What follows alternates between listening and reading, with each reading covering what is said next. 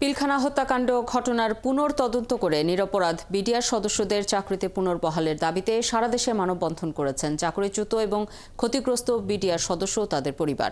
এ সময় তারা চাকরিচ্যুত সদস্যদের চাকরিতে পুনর্বহালের দাবি জানান। সহকর্মীদের তথ্য ছবিতে প্রতিবেদন।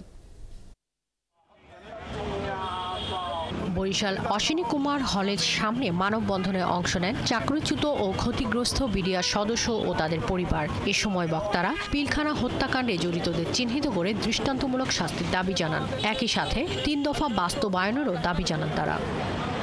একই দাবিতে পঞ্চগড় শহীদ মিনারের সামনে মানববন্ধন করেন ভুক্তভোগীরা। সেখানেও বক্তারা ৩ দফা দাবি বাস্তবায়ন সহ যেসব বিডিআর সদস্যদের সাজার মেয়াদ শেষ হয়েছে তাদের মুক্তির দাবি জানান।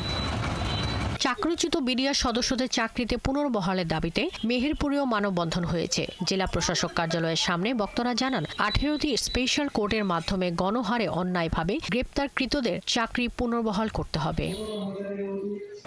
বিডিআর কল্যাণ পরিষদ জয়পুরহাট জেলা শাখার আয়োজনে শহরের 0 পয়েন্টে মানববন্ধন অনুষ্ঠিত হয়। এ সময় বক্তারা 3 দফার দাবি জানান। 3 দফা দাবিতে গাজীপুরে মানববন্ধনে অংশ নেন চাকরিচ্যুত বিডিআর ও জেলবন্দি বিডিআর সদস্যদের পরিবার।